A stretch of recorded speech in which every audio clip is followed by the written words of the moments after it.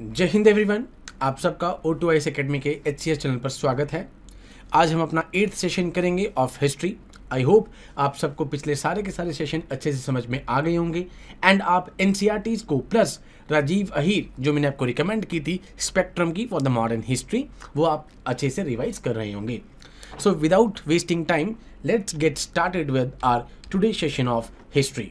Question number 1, according to the later Vedic period which of the following are correctly matched?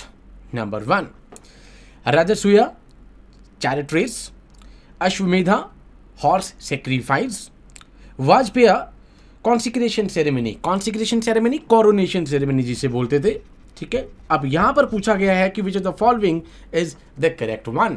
One only, 1 and 2, 2 and 3, 2 only.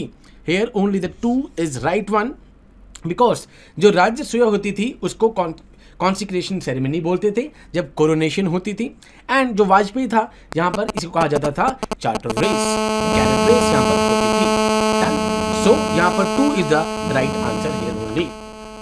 Now question number 2, consider the following statements regarding Rig Vedic Aryans. Rig वैदिक आर्यन से question पूछा गया है। Number 1, there are no evidences of use of iron by Rig Vedic Aryans. Number 2, trade was conducted on the barter system. Barter system मतलब आप एक चीज दे रहे हैं उसके बदले में, ठीक है। आप मान लो कि किसी को वीट दे रहे हैं, उस वीट के बदले में कुछ सामान मिल रहा है आपको, कुछ एक्सचेंज जो कर रहे हैं। गोल्ड कॉइन्स कॉल्ड निशाकर्स were used as a media of exchange in large transactions. अब पूछा है कि इसमें से इनकरेक्ट कौन सा है। करेक्ट नहीं पूछा है, यहाँ पर पूछा गया है इनकरेक्ट वन। तो नंबर 1 स्टेटमेंट यहाँ पर इनकरेक्ट है बिकॉज आयरन का वहां पर खूब यूज होता था एंड आयरन के यूजेस के बाद ही वो वहां पे उन्होंने कुछ कल्टीवेशन करनी होती थी या कुछ भी यहाँ पर वेपन्स के लिए करना होता था तो आयरन का यूज किया जाता था। देन सो ऐसा नहीं है कि आयरन के कोई भी एविडेंस हमें नहीं मिले हैं। Clear? So trade was conducted on the barter system, absolutely right. Gold coins called निशाकर्स, absolutely right. 2 and 3 are the correct one, but यहाँ पूछा है इनकरेक्ट, तो 1 only. Question number 3, direct question Vedic से। अगर आपने NCERT बेसिक पढ़ ली है तो आपके लिए कुछ भी नहीं है ये question. Only male gods like Prithvi, Agni, Vayu, Varuna, Indra were worshipped, absolutely false. भाई खाली मेल ही थोड़ा थे। अगर आपने ढंग से पढ़ा होगा तो आपने पढ़ा होगा अदिति, एक उषा, 2 फीमेल भी पढ़े होंगे आपने वहां पे, ठीक है। फीमेल गॉड्स भी, डेटीज भी पढ़े होंगे, तो 1 is the false one. Number 2, There were no temples, no ideal worship during the early Vedic period. भाई स्टार्टिंग में तो कुछ भी ना, तो वो आइडियल वर्शिप करते थे और ना ही कोई temples. So 2 is the correct statement here. Done. Question number 4। Question number 4 बहुत सिंपल क्वेश्चन है। जैसे कि मैंने आपको लास्ट टाइम भी कहा था कि अगर आप स्पेक्ट्रम के लास्ट के कुछ पेजेस पढ़ लेंगे तो आपके लिए 3-4 क्वेश्चन बिल्कुल डायरेक्ट निकल कर आएंगे। In the 4th एंग्लो-मैसूर war, 4 famous war थी। The combined forces of British East India Company and the Nizam of Hyderabad defeated Tipu Sultan. Tipu Sultan ji की यहाँ पर डिफीट होती है। After Tipu Sultan was killed in the battle of सेरिंगीपट्टनम, जिसमें ट्रीटी भी थी, ट्रीटी ऑफ सेरिंगीपट्टनम। डायरेक्ट क्वेश्चन आ सकता है आपको कि ये कौन सी वॉर से रिलेटेड है। Mysore was placed under the वोडियार्स, the former ruling dynasty। Correct पूछा है, दोनों के दोनों यहाँ पर स्टेटमेंट बिल्कुल करेक्ट हैं। चारों एंग्लो मैसूर वॉर्स आपको पता होनी चाहिए एंड ये पता होना चाहिए कि किस वॉर से कौन कौन सी ट्रीटीज हुई थी। Last is the treaty of Seringapatam. Done. ये बिल्कुल डायरेक्ट क्वेश्चन था। Now which of the following is are correctly matched. Commissions का चैप्टर आ गया अब हमारे पास कि बहुत सारे कमीशंस बने थे relating with the education one. Number 1, Lee commission, civil services, okay. McDonald commission, अब हमारे यहाँ पर ये आंसर दिया हुआ है पब्लिक सर्विसेज, गलत है।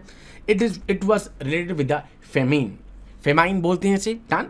तो 2 इज रॉन्ग हियर, 2 को हटा देते हैं हम यहाँ पे। ये 2 ऑप्शन सेम हो गए हैं आपके हमारे यहाँ पे, ठीक है। इसे 2 and 3 कर लीजिए। सार्जेंट प्लान एजुकेशन से हुआ, बिल्कुल ठीक है, ठीक है। एडिशन कमीशन, ये एडिशन कमीशन जो था वो हमारा था यहाँ पर पब्लिक अफेयर्स के साथ। Done. So 1 and 3 is the right statement here. ये आपको लास्ट का ऑलमोस्ट सेकंड लास्ट या थर्ड लास्ट चैप्टर है इन द स्पेक्ट्रम, जिसमें सारे कमीशंस दे रखे हैं with respect to the education. Clear? Question number 6, statement को पढ़िए एक एक करके आराम से।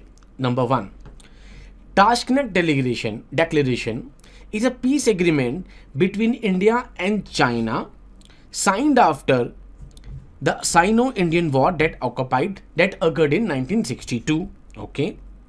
Next is Indus Water Treaty is the only instance where India and Pakistan have followed a third party to resolve their issues.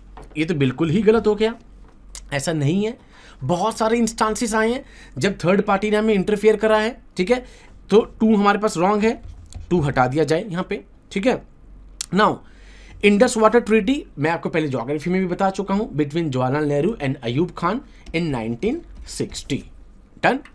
Shimla Agreement was signed between India and Pakistan following the Pakistan liberation in 1971.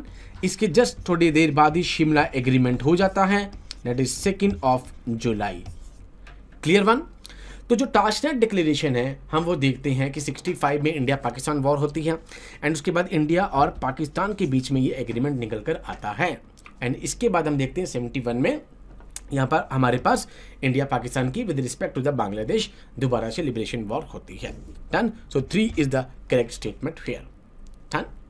Question number 7, simplest question. Privy purse for abolish during the term of which prime minister? Indira Gandhi, Morarji Desai, Rajiv Gandhi, I K. Gujral.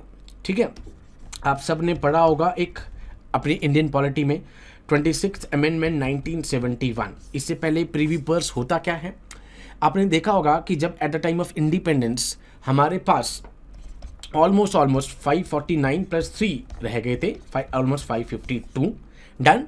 इसमें से कुछ princely states थे। Princely states कौन से states थे? जिनको directly राजा महाराजा जो हैं संभाल रहे थे। डन। एंड यहाँ पर जब यहाँ पर सरदार वल्लभ भाई पटेल इनको मिलवाने लगे तो आपने देखा कि मैक्सिमम प्रिंसली स्टेट्स मिल गए थे। 3 प्रिंसली स्टेट्स ने यहाँ पर क्या हुआ, उनके लिए लड़ाई होती है, दैट इज हैदराबाद, जम्मू कश्मीर, जूनागढ़, जो कि अब आपको पता ही है कि सभी के सब इंडिया में हैं। डन। अब यहाँ पर प्रिंसली स्टेट्स में ये यहाँ पर एक डिसाइड हुआ कि आपको इनको कुछ पैसे देने पड़ेंगे इन मेंटेनेंस के लिए। डन। उसको कहा जाता था Privi purse.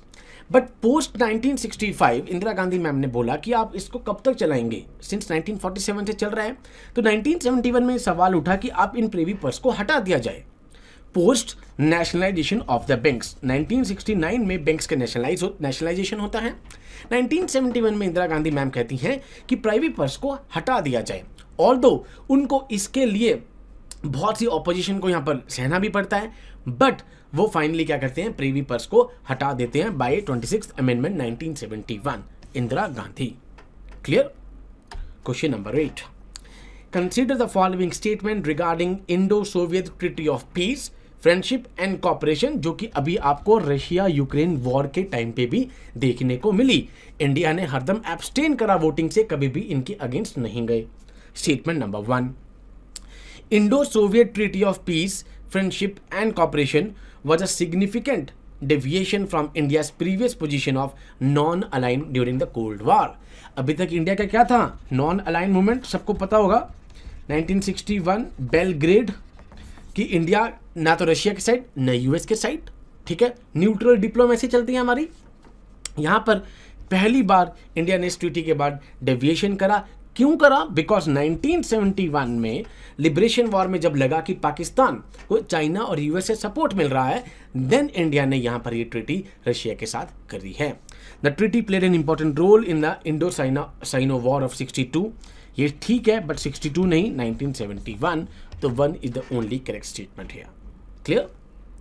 Question number 9, simplest question, जैसे हमारे 10 में से 1 या 2 क्वेश्चन बहुत सिंपल होते हैं।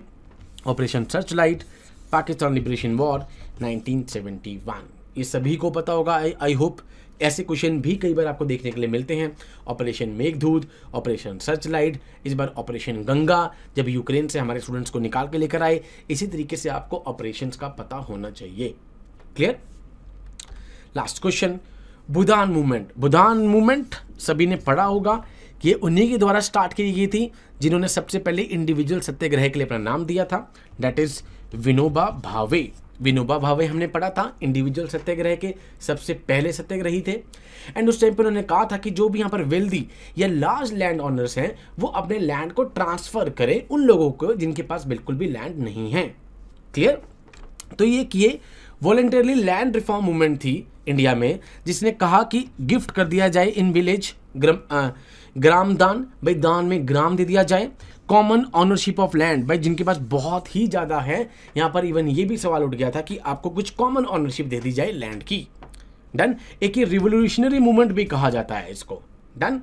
So 1 and 2 is the correct statement here. Bhudan movement, which was started by Vinoba Bhave to transfer the land from the large land owners to the small land owners. Done? So ये थे हमारे आज के 10 question. I hope आप सबको अच्छी तरह से समझ में आ गए होंगे। इसके बाद हम अपने 9th सेशन को स्टार्ट करेंगे जल्दी ही। 2 सेशंस और रह गए हमारे इंडियन हिस्ट्री के। Take care. जय हिंद टू ऑल।